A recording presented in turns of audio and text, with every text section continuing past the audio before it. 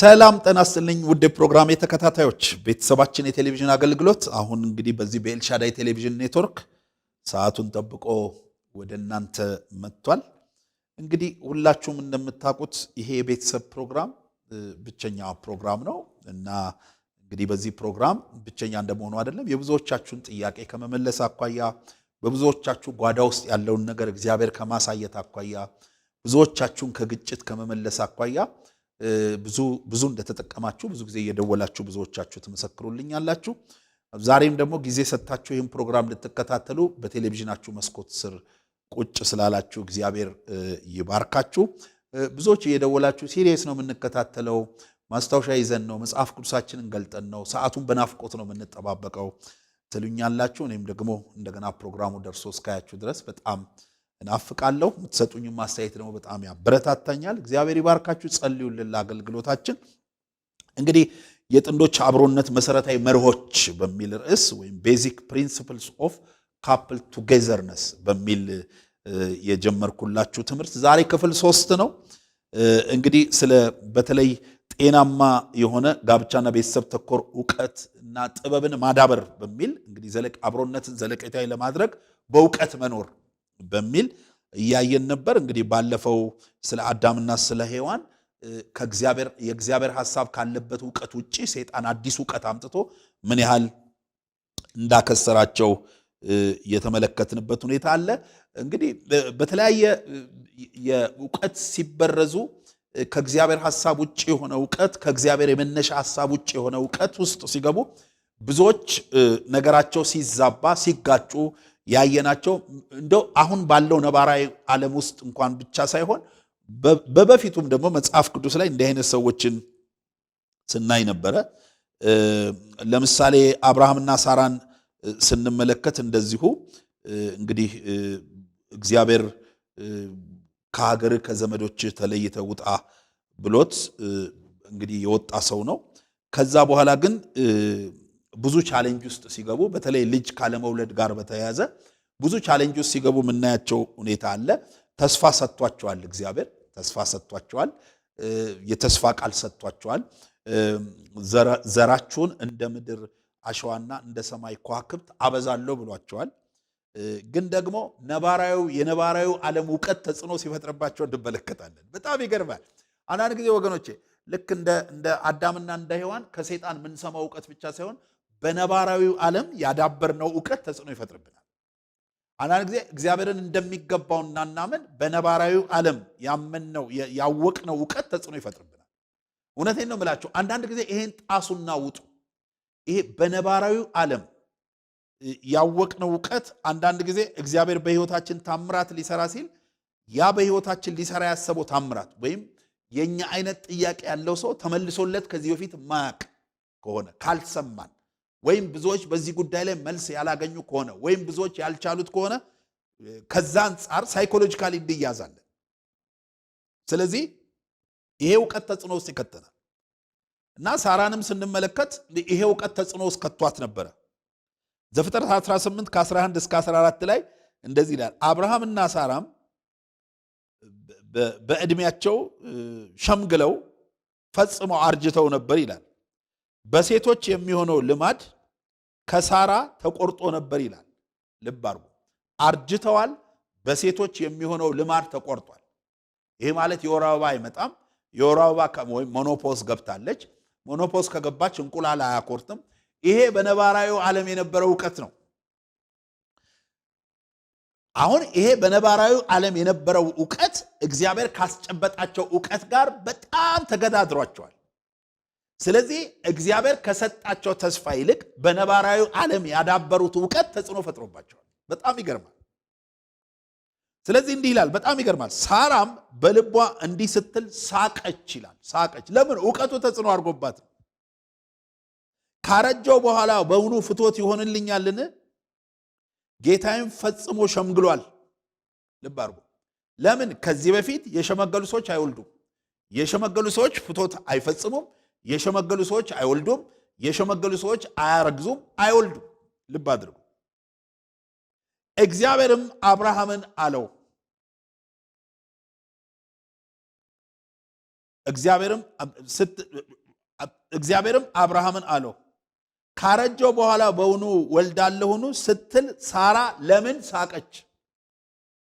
በውኑ ለእግዚአብሔር የሚሳነው ነገር አለን?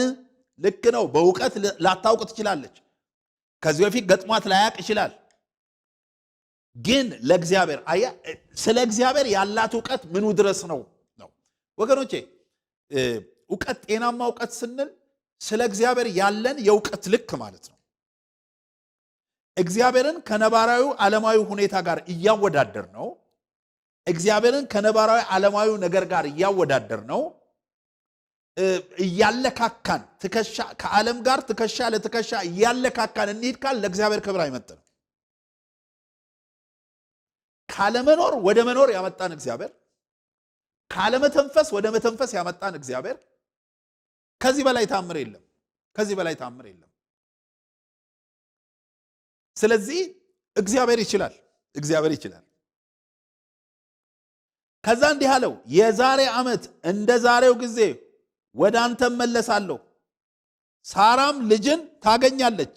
ሳራም ልጅን ታገኛለች። ወደ አንተ መለሳለሁ፣ ሳራም ልጅን ታገኛለች አለ። እና ወገኖቼ በትዳራችን ውስጥ የሚጠቅመን ነገር በእግዚአብሔር የሆነ ዕውቀት ላይ መደገፍ ነው።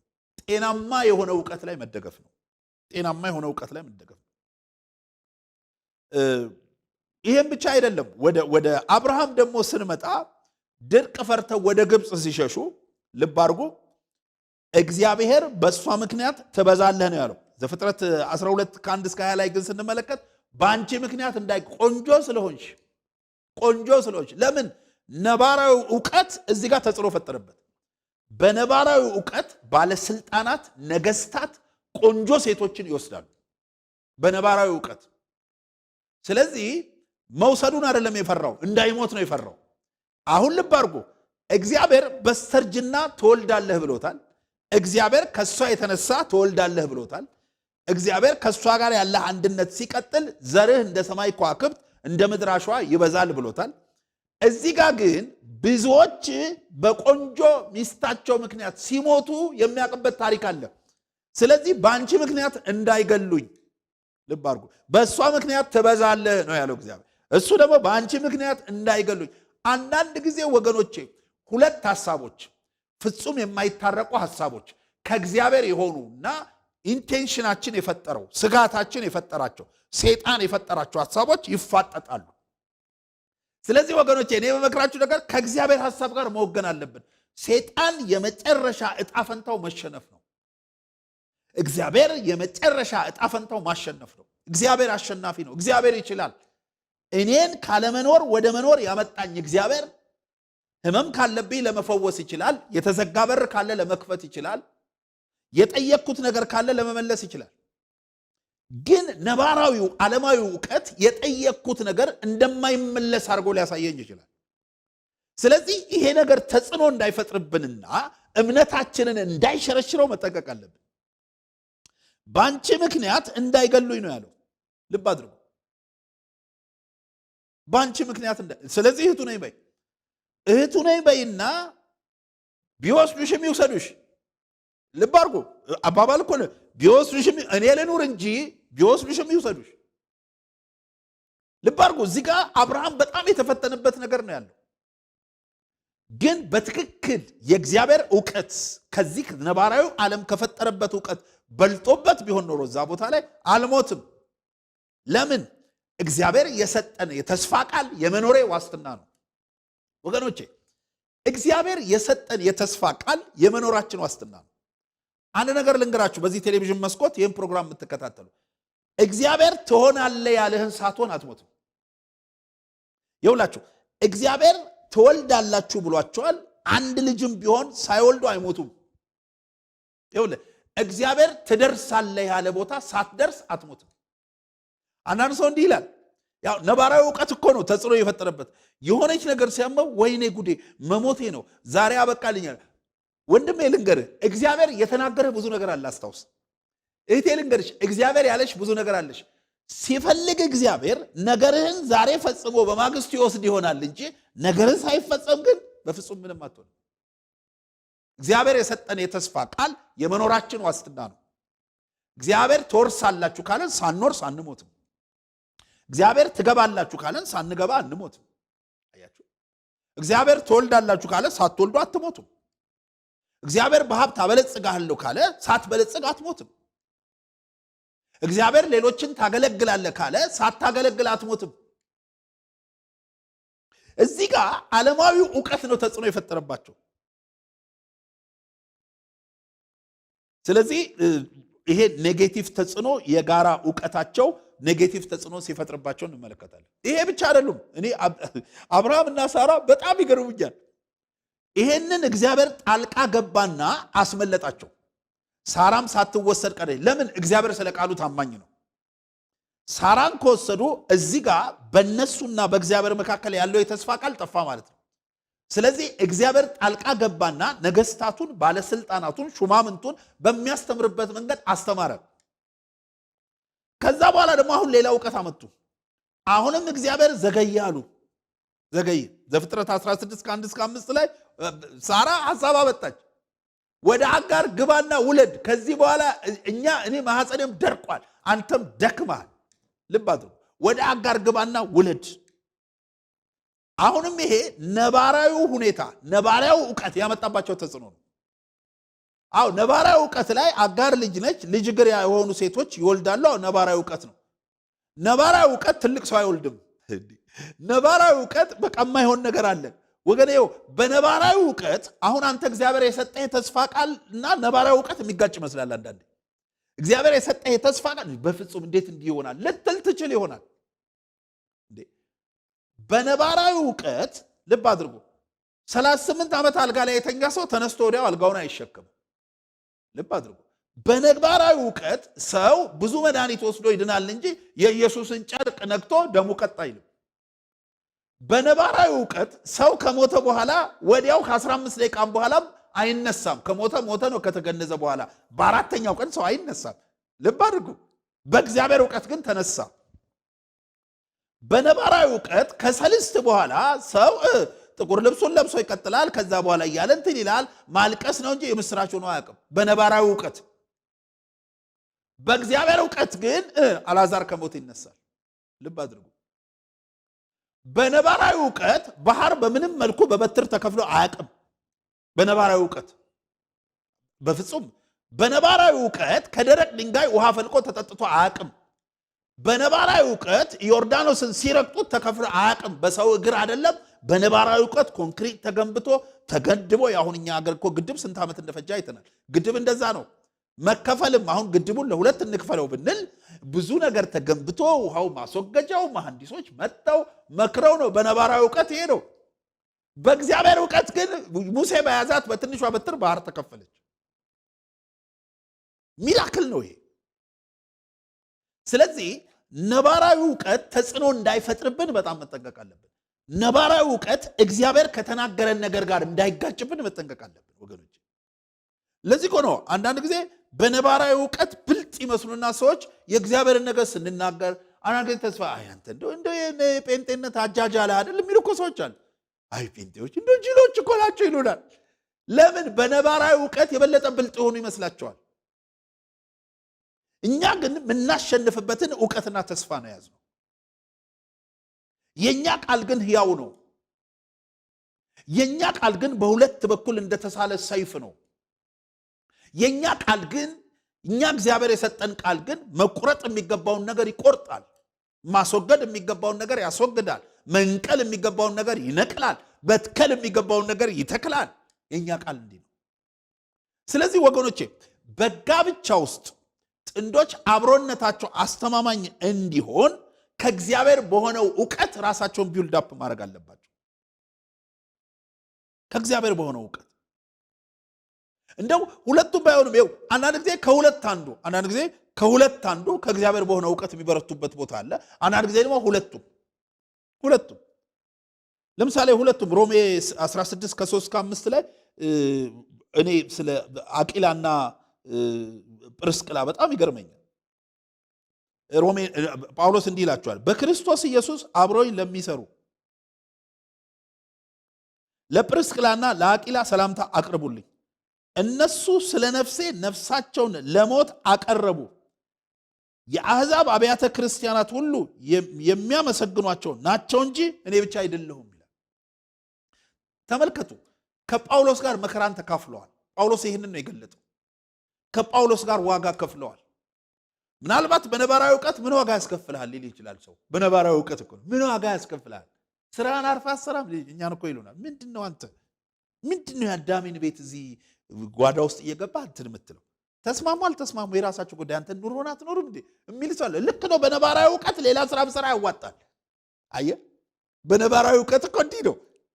ቸርች ውስጥም እኮ ወደ ነባራዊ ዕውቀትነት የተጠጉ አሉ። አንዳንዱ እኮ ይልሃል ክርስቲያን ሆነ ምንድነው አንተ ደህና ገቢ የሚገኝበት አገልግሎት አታገለግልም እንዴ ይልሃል እኮ። ደህና ገቢ የሚገኝበት ሆነ መተንበይ፣ ትንቢት ማምጣት፣ መገለጥ ማምጣት። አየህ፣ ያኛው ቢሆን እነንትና ለአንድ ክሩዘር ገዙ፣ እነንትና እንትን ገዙ፣ እነንትና እንትን ገዙ። አንተ ዝም ብለህ እዚህ ጋብቻ ቤተሰብ ሰው እንደሆነ እየተፋታ ነው። ጋብቻ ቤተሰብ አንተ ዓለም ፍቅር አይሆንም። ዝም ብለህ ጊዜን አትፍጭ፣ ከማንም ጋር ጨጓራን አትምለጥ ይልሃል። በነባራዊ ዕውቀት ልክ ሊሆን ይችላል። ግን ይሄ ቤት የተመሰረተው በእግዚአብሔር ነው። ጋብቻን የመሰረተው እግዚአብሔር ነው። ቤተሰብን የመሰረተው እግዚአብሔር ነው። በእግዚአብሔር ዕውቀት መክሊት የሚሰጠው እግዚአብሔር ነው። ደሞዝ የሚከፍለው እግዚአብሔር ነው። በነባራዊ ዕውቀት ደሞዝ ተደርጎ የሚቆጠረው ገንዘብ ብቻ ነው፣ ብር ብቻ ነው፣ ዘመናዊ መኪና ማሽከርከር ብቻ ነው። በእግዚአብሔር ዕውቀት ግን ዋናው ደሞዝ ሰላም ነው። ዋናው ደሞዝ የልብ ረፍት ነው። አየህ፣ ዋናው ደሞዝ የዘላለም ደስታ ነው። ስለዚህ ዕውቀት ስንል ጤናማ ዕውቀት መያዝ አለብን። ለአገልግሎታችን ጤናማ ዕውቀት መያዝ አለብን ወገኖቼ። ለትዳራችን ጤናማ ዕውቀት መያዝ አለብን። ጤናማ ዕውቀት ያላቸው ባልና ሚስት በትክክል በጋብቻ ውስጥ ሲኖሩ የጋብቻው መስራች በጋብቻ ውስጥ ባስቀመጠው ፎርማት መሰረት ይሄዳል። ጤናማ ዕውቀት ያላቸው ባልና ሚስት አይበለጡም፣ ብልጥ አይሆኑም፣ ሰልፍ ሴንተርድ አይሆኑም። አንዳቸው ለአንዳቸው ያስባሉ። ጤናማ ዕውቀት ማጣት ግን ያጠፋል ወገኖች፣ ያጠፋል። ጤናማ ዕውቀት ማጣት ያጠፋል። አንዳንድ ጊዜ ጋብቻ ውስጥ አንዳንዱ ጤናማ ያልሆነ ዕውቀት ያመጣና ሁለቱም ዋጋ እንዲከፍሉ ያደርጋል። አንዳንድ ቦታ ደግሞ ሁለቱም ጤናማ ያልሆነ ዕውቀት ይይዙና የሚጠፉበት ሁኔታ አለ። ለምሳሌ አናንያና ሰጲራን ስንመለከት ኔጌቲቭ ተጽዕኖ ነው ያመጣባቸው ዕውቀታቸው። ጤናማ ያልሆነው ዕውቀት የሰጣቸው እግዚአብሔር ነው። እንሰጣለን ያሉት ራሳቸው ነው። ግን ደግሞ እንሰጣለን ካሉት ላይ ቃላቸውን አጉድለው ተገኙ። 3 ሰዓት ባልሞላ ጊዜ ውስጥ ቤታቸው ተዘጋ። ያንዳቸው ሬሳ ወድቆ 3 ሰዓት ሳይሞላ የሌላቸውም ተደገመ። ጤናማ ያልሆነ ዕውቀት ያጠፋል። ስለዚህ ዕውቀታችንን በእግዚአብሔር ቃል ቅኝት መቀኘት አለብን ወገኖቼ። ለትዳራችን ጤናማ የሆነ ዕውቀትን ማዳበር አለብን። እንደው ሁለታችንም እንኳን ባይሆን እንደው ከሁለት አንዱ አንዳንድ ጊዜ አንዳንዶች እንዲህ ይላል፣ አንድ ባል እሱ ከኔ ጋር አይመጥንም፣ እሷ ከኔ ጋር አትመጥንም። እኔ ሁሌ ፖዚቲቭ አስባለሁ፣ እሷ ኔጌቲቭ ነው የምታስበው። እኔ የጌታን ነገር ትኩረት ሰጣለሁ፣ እሷ ግን አትሰጥም። እኔ ዓለማዊ ነኝ፣ እሷ ዓለማዊ ነች። እኔ ደግሞ በጌታ ነኝ፣ እሷ አጥፊ ነች፣ እኔ ደግሞ አልሚ ነኝ። ወይም እሱ አጥፊ ነው፣ እኔ ደግሞ አልሚ ነኝ። እሱ እንደዚህ ነው፣ እኔ ደግሞ እንደዚህ ነው። ወገኖቼ እናንተ ጤናማ ዕውቀት፣ ጤናማ አመለካከት አለን የምትሉ ከሁለት አንዳችሁ እንደ አቢጊያ ሁኑ። አቢጊያ እኮ አይምሮዋ ብሩህ ይላታል አይደል? አይምሮዋ ብሩህ፣ ታማኝ። አንዳንድ ታሪካዊ ዳራዎችን ስመለከት እንደ አቢጊያ ክስተት ነች። በቃ እንደ ክስተት አይነት ሰው ነች። የተለየች ሰው ነች። በፍቅር ብትለው የፍቅር ሰው ነች። በታማኝነት ታማኝ ነች። እግዚአብሔርን በማክበር እግዚአብሔርን ታከብራለች። ንጉስን በማክበርም ንጉስን ታከብራለች። ናባል ደግሞ ልክ እኮ ነው። መጽሐፍ ቅዱስ ላይ ምግባረ ብልሹ የሚለው ቃል ይመጥነዋል። ለምን? ብዙ ታሪካዊ ዳራዎችን ስለ ናባል ሳጠና ናባል ከተለያዩ ሴቶች ጋር ይማግጣል። እሱ ብቻ አይደለም፣ ያጭበረብራል። ለመንግስት አይገዛም። ከሷ አይስማማ፣ ከጎረቤት አይስማማ፣ ከመንግስት አይስማማ። ልብ አድርጉ። መኖር የለበትም የሚባል ሰው እኮ ነው። እንዲህ አይነቱን ሰው ግን ለማኖር ጥረት ታደርግ ነበር። እንዴ ከባድ ነው። አንድ ቦታ ላይ በተለይ ያደረገችው ነገር በጣም ከባድ እኮ ነው። በጣም ከባድ። አፈሙዝ ፊት እኮ ነው የቆመችው። ናባል ግብር አልገብርም ማን ነው ንጉስና ዞር በሉልኝ ከፊቴ ብሎ ለንጉሱ ተነግሮት 400 እና 500 ሰራዊት አስጭኖ ንጉሱ ወጣ ናባልን ሊገል። አፈሙስ ፊት ነው የቆመችው። ንጉሥ ሆይ 1000 ዓመት ንገስ፣ እኔ ባሪያን ተመልከት፣ ይህን ሰው አፉን አትቁጠርበት፣ እኔን ተመልከት ብላ አዳነችው። እንዴ ምናልባት እኮ እንዲህ አይነት ባለጌ ባል ተሸክማ የምትኖር አንዳንዷ ስለት ሁሉ የተሳለች ትኖራላችሁ። ምን ነው ይህን ሰው እንደተኛ ብታስቀርልኝ፣ ምን ነው ይህን ሰው ብታነሳልኝ፣ ምን ነው ይህን ሰው ብትገላግል፣ የገላግለኝ እንደው አንተን ለመኪና ይዳርግ እንደወጣ ያስቀር ምናምን ቢሉ እኮ የሚረጋገም እኮ ባልና ሚስት አሉ። የሚገርማችሁ እርግማን አይቻልም እንጂ ቢረገም ኖሮ ናባል ነበር የሚረገመው። አልረገመችውም፣ ተባርከው ነበር። በኋላ እግዚአብሔር በጊዜው ነው የወሰደው እንጂ እሷ ከማማረሯ የተነሳ እሷ ከማሳቀሏ የተነሳ እሷ እግዚአብሔር ፊት አይ ይህን ሰው አትገላግለኝም ከማለቷ የተነሳ አይደለም የሞተው። በራሱ ጊዜ ነው የሞተው። ለምን? ጤናማ የሆነ እውቀት አይምሯ ለእውቀት የተከፈተ የበራ ይላል። ወገኖች እውቀታችሁን አዳብሩ። ባሎች ስለ ባልነት ያላችሁ እውቀት ይጨምር። ሚስቶች ስለ ሚስትነት ያላችሁ እውቀት ይጨምር። እውቀታችሁን አስፉ። ጤናማ የሆነ እውቀት ጨምሩ። እውቀትን ለማዳበር ያገኛችሁትን አጋጣሚ ሁሉ ተጠቀሙ። ለምን? የሚኖረው በእውቀት ነው። ባልነት ዝም ብሎ በተፈጥሮ የወሰድነው ብቻ አይደለም። ዝም ብሎ ወንድ ስለሆነ አንዳንድ ሰው ባልነትን ከአባቱ ኮርጆ ባል ሆኖ ቁጭ አላለ። ግን ተግባሩ አንዳንዱ የአባት ነው ተግባሩ፣ አንዳንዱ የልጅ ነው ተግባሩ፣ አንዳንዱ የወንድም ነው ተግባሩ። ስለዚህ ባሎች ስለ ባልነት ወቁ፣ ሚስቶችም ስለ ሚስትነት ወቁ። ሚስትነት እውቀት ይጠይቃል። አንዳንድ ሚስቶች ሚስትነትን ከእናታቸው ኮርጀው ብቻ ይኖራሉ። ግን አይደለም፣ እውቀት ይጠይቃል። ሚስትነት ደብል ፐርሰናሊቲ ነው፣ ባልነትም ደብል ፐርሰናሊቲ ነው። ባልነት ለሚስቱ አፍቃሪ ነው፣ ለልጆቹ ደግሞ ወዳጅ ባል ነው፣ ወዳጅ አባት ነው። ልብ አድርጉ። እንዲሁም ሚስት ደብል ፐርሰናሊቲ አላት። ለባሏ አክባሪ አፍቃሪ ነች፣ ለልጆቿ ደግሞ ጥሩ እናት ነች። ስለዚህ ሚስት ስለ እናትነት ማወቅ አለባት፣ ስለ ሚስትነት ማወቅ አለባት። አያችሁ፣ ባልም ስለ አባትነት ማወቅ አለባት፣ ስለ ባልነት ማወቅ አለበት። እውቀታችሁን አዳብሩ። ይህንን ለምንድን ነው የምላችሁ ደጋግሜ? ብዙ ባልና ሚስት ተጋጭተው ሲመጡ ሳናግራቸው መሰረታዊ የሆነ የባልን ኃላፊነት አይረዱም። ስለ ፍቅር አይረዱም። ፍቅር እንዳይበርድ ምን ማድረግ እንዳለባቸው አይረዱም። ግን አጠቃላይ የሆነ ጋብቻና ቤተሰብ የሚባለው ነገር አጠቃላይ የሆነ ኃላፊነት እኮ ይዞብን ይመጣል። ሰፊ ኃላፊነት እኮ ይዞብን ይመጣል። ስለዚህ በተቻለ መጠን እውቀታችንን ማስፋት አለብን። እውቀትን፣ ጤናማ የሆነ እውቀትን፣ ጤናማ ያልሆነ እውቀትን መለቃቀም ሳይሆን ጤናማ የሆነውን እውቀት፣ ጤናማ የሆነ የእውቀት ምንጭ ደግሞ መጽሐፍ ቅዱስ ነው። መጽሐፍ ቅዱስ ስለ ባልነት ምን ይላል? መጽሐፍ ቅዱስ ስለ አባትነት ምን ይላል? መጽሐፍ ቅዱስ ስለ ሚስትነት ምን ይላል? መጽሐፍ ቅዱስ ስለ እናትነት ምን ይላል? ይህንን ማወቅ ያስፈልጋል። በዚህ ጉዳይ ላይ ቤተክርስቲያን ስልጠና ስታዘጋጅ መማር ያስፈልጋል፣ መሰልጠን ያስፈልጋል። አንዳንዶች እንደውም በጣም ቢገርመኝ ደግሞ ልንገራቸው። አንዳንዶች ደግሞ እኛ 35 ዓመት አብረን ኖረናል፣ ከዚህ በኋላ ምን እንጨምራለን? ለዚህ ነው ስልጠናውን የቀረነው ይላሉ። እንዴ ፍርድ ቤት ደግሞ ሂዱ። 58 ዓመት አብረው የኖሩ ሰዎች ሲፋቱ አይቻሉ። 58 ዓመት አብረው የኖሩ አያት። ግጭት በማንኛውም እድሜ አለ።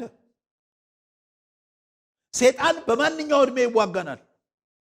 ብዙዎች አሉ ሰይጣን ወጣት ተጋቢዎችን ብቻ ጎልማሳ ተጋቢዎችን ብቻ መርጦ የሚዋጋ አይደለም። አዛውንቶችን እንደው ወደ ጌታ ሊሰበሰቡ ትንሽ የቀራቸውን ሁሉ ልባቸውን ካልጠበቁ ይዋጋል ሰይጣን። ለምን? ሊሰርቅ፣ ሊያርድ፣ ሊያጠፋ ነው። የሱ የ24 ሰዓት ሰራተኛ ነው ሰይጣን። የመስረቅ፣ የማረድ፣ የማጥፋት። ፍቅር ካለ ፍቅርን እንዴት እንደሚሰርቅ ነው። መተማመን ካለ መተማመን እንዴት እንደሚሰርቅ፣ ቅድስና ካለ ቅድስና እንዴት እንደሚሰርቅ፣ ገንዘብ ካለ ገንዘባችሁ እንዴት እንደሚሰርቅ፣ ሰላም ካለ ሰላማችሁ እንዴት እንደሚሰርቅ። ሰይጣን የ24 ሰዓት ሰራተኛ ነው። እናንተ ደግሞ የ24 ሰዓት ጠንቃቃ ሁኑ። ጌታ ይባርካችሁ። ይህን ትምህርት 4ኛውን ክፍል ሳምንት እንቀጥላለን። እስከ ሳምንት ቸርን ሰንብቱ። ወዳችኋለሁ። ባባይ